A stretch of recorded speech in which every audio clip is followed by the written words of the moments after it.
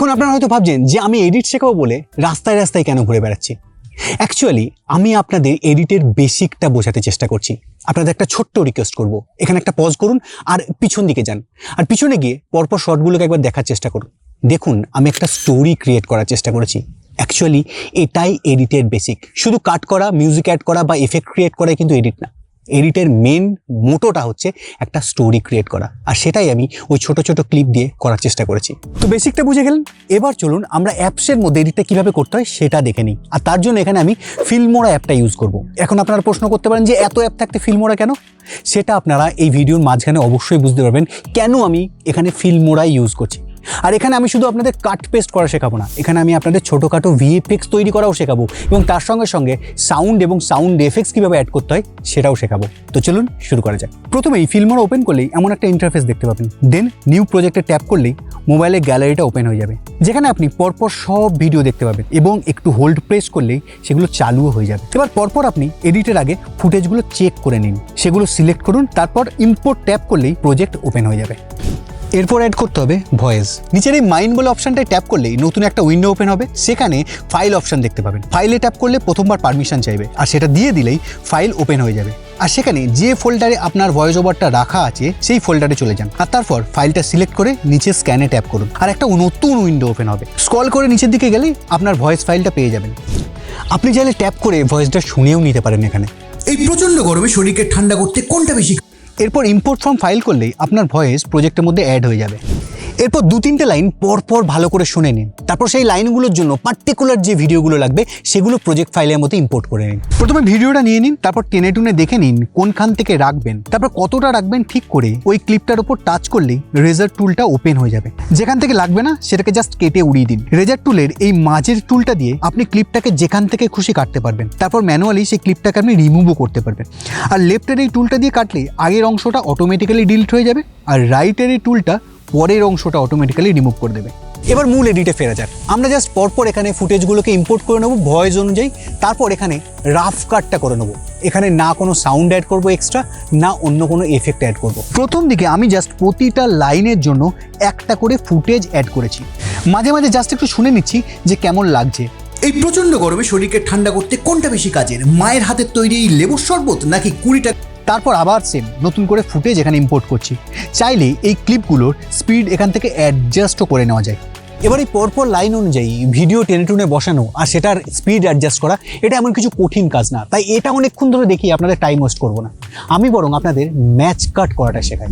Match কাট খুব basic একটা বিষয়, কিন্তু ভিডিওতে ইউজ করলে বেশ ভালো লাগে। যেমন এখানটা দেখুন বা এখানটা।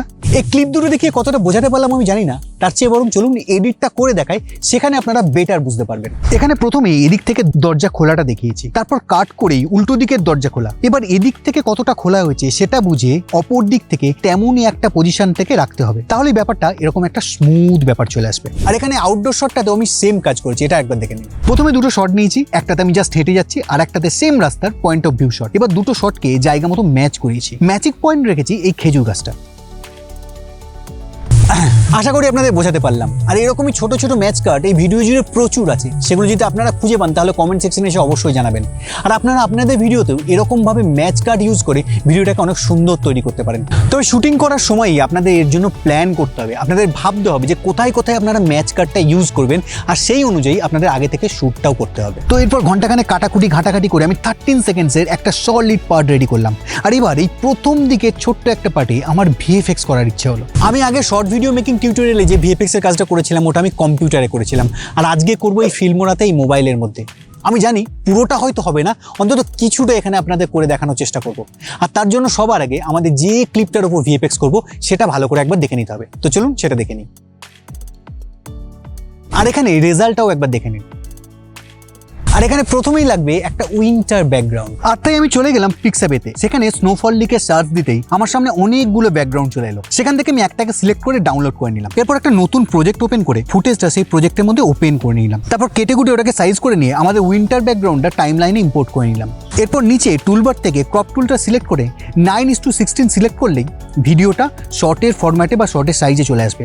আর এখন আমাদের এই ফেস ক্যাম ফুটেজটা আর একবার ইম্পোর্ট করতে হবে, তবে এবার নর্মাল ইম্পোর্ট না। এখন নিচে নিচের টুলবার থেকে প্রথমে পিআইপি অপশনটাই ক্লিক করলাম, তারপর গ্যালারি থেকে সেম ফুটেজটা আবার সিলেক্ট করলাম। দেখুন ফুটেজটা ছোট হয়ে খুললো, আর তাই সেটাকে প্রথমে টেনে টুনে সেম সাইজে নিয়ে এলাম। তারপর দুটো ফুটেজকে প্রথমে কেটে কুটে সেম লেন্থের করে নিলাম। মনে রাখবেন নিচের ফুটেজটা ওভারলে যাবে, আর উপরের এই ফেস ক্যাম আর এই উইন্টার ফুটেজটা ব্যাকগ্রাউন্ডের কাজ করবে। যেহেতু আমাদের ব্যাকগ্রাউন্ডটা নর্মাল থেকে উইন্টার হবে, তাই ওপরের এই ওভারলে লেয়ারটাকে হাফ করে কেটে নেব।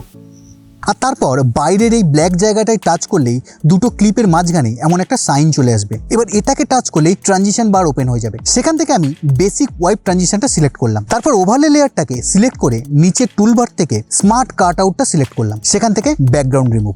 ব্যাস দেখুন এআই এর হেল্পে পারফেক্ট ব্যাকগ্রাউন্ড রিমুভ করে দিয়েছে ফিল্মোরা। আর এই জন্য আমি বলেছিলাম ফিল্মোরা প্রচণ্ড কাজের একটা অ্যাপ, এবং আরও অনেক কাজ ফিল্মোরা দিয়ে হয় যেটা আমরা পরবর্তীতে দেখবো। আর এখন আমরা দেখে নেবো যে এন্ড রেজাল্টটা কি দাঁড়ালো। আমাদের ভিএফএক্স এর কাজটা এখানে অলমোস্ট ডান। এখন যেটা করতে হবে সেটা হচ্ছে আমাকে একটা ছোট্ট কালার কারেকশন করতে হবে, যাতে আমার ওই উইন্টার ব্যাকগ্রাউন্ডের সঙ্গে আমার ফেস যেটা আছে সেটার একটা কালারের সামঞ্জস্য আসে। চলুন সেটা করে নেওয়া যাক। এটার জন্য আমি আগে ক্যারেক্টার লেয়ারটাকে দুটো পার্টে কেটে নেবো, ঠিক যেখান থেকে উইন্টার ব্যাকগ্রাউন্ডটা শুরু হচ্ছে সেখান থেকে। দেন লাস্ট পার্টটাকে সিলেক্ট করে জাস্ট একটা ফিল্টার ইউজ করব। আমি পার্পেল ব্লু ফিল্টারটা ইউজ করলাম। তারপর ফিল্টার অ্যাডজাস্ট অপশন থেকে এক্সপোজারটা একটু অ্যাডজাস্ট করলাম, যাতে ভিডিওটা ওভার এক্সপোজ না লাগে। এখন এখানে দেখুন একটা জার্ক আসছে, হঠাৎ কালারটা চেঞ্জ হচ্ছে বলে। তো এটাকে ঠিক করার জন্য প্রথমে ওভারলে লেয়ারটাকে ট্যাপ করব। দেন ওভারলে লেয়ারটা ওপেন হলে সেটাকে ধরে নিচে নামিয়ে দেবো। তারপর ওপরের ওভারলে লেয়ারটাকে 2-3 ফ্রেম বাড়িয়ে দিলাম। তারপর বাড়তি অংশটাকে একটা কাট করে নিলাম। এবার এই বাড়তি অংশটা সিলেক্ট করে নিচের টুলবার থেকে অ্যানিমেশন অপশনে ট্যাপ করলাম। এবার এখান থেকে ফার্স্ট অ্যানিমেশন স্টাইলটা যা সিলেক্ট করলাম। বাস এবার দেখে নিই কেমন হলো ব্যাপারটা। পারফেক্ট। এবার জাস্ট এক্সপোর্ট করতে হবে। সিম্পল এক্সপোর্ট 25 ফ্রেম সিলেক্ট করে ডান। তারপর আগের প্রজেক্ট ফাইলটা ওপেন করে সেখানে এক্সপোর্ট করা ভিডিওটা ইম্পোর্ট করে বসিয়ে দিলেই অল সেট। চলুন আরেকবার দেখে নিই কেমন লাগছে। এই প্রচন্ড গরমে শরীরকে ঠান্ডা করতে কোনটা বেশি কাজের? আর এবার আমরা ব্যাকগ্রাউন্ড সাউন্ড অ্যাড করবো এখানে। তার জন্য প্রথমে মেন টুলবারে অডিওতে ট্যাপ করতে হবে। তারপর মাইন্ড বলে যে অপশনটা আছে সেটাতে ট্যাপ করলেই নতুন উইন্ডো ওপেন হবে। সেখানে ফাইলে ট্যাপ করে ফাইল ফোল্ডারে ঢুকতে হবে। যেহেতু আমি প্রথমে ভয়েসের সাথে সাথে ব্যাকগ্রাউন্ড মিউজিকটাকেও আমি আমার ফাইলের মধ্যে অ্যাড করে রেখেছিলাম, তাই এখন জাস্ট ইম্পোর্ট করে নেব। আর তারপর টাইমলাইনে অ্যাড হয়ে গেলেই সেটাকে চালিয়ে একবার দেখে নেব। এই প্রচন্ড গরমে শরীরকে ঠান্ডা করতে এবার নিচের টুলবার থেকে ভলিউমে ট্যাপ করলেই ভলিউম কন্ট্রোলটা ওপেন হয়ে যাবে। সেখানে ভলিউমটাকে জাস্ট আমি 80% করে দিলাম। এবার একবার পুরো ভিডিওটা সাউন্ডের সঙ্গে চালিয়ে দেখে নিই চলুন।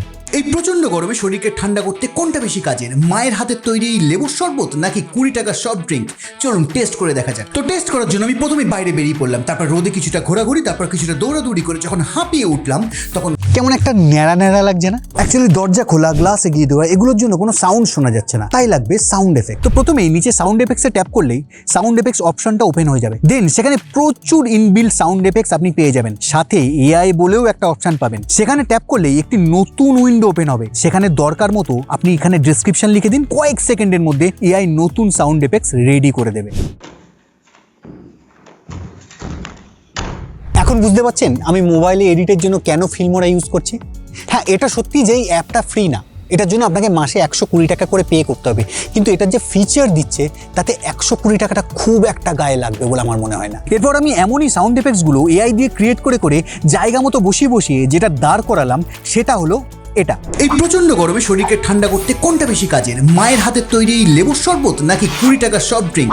চলুন টেস্ট করে দেখা যাক। তো টেস্ট করার জন্য আমি প্রথমে বাইরে বেরিয়ে পড়লাম, তারপর রোদে কিছুটা ঘোরাঘুরি, তারপর কিছুটা দৌড়াদৌড়ি করে যখন হাঁপিয়ে উঠলাম তখন তো এই ছিল আজকে আমাদের টোটাল এডিটেড টিউটোরিয়াল। খুব ছোটোর ওপর আমি আপনাদের দেখানোর চেষ্টা করছি। আমি ইচ্ছা করে এটাকে লেন্দি করিনি, ডিটেল আরও করা যায় আমি জানি, কিন্তু তাতে আপনারা বোর হয়ে যেতে পারেন।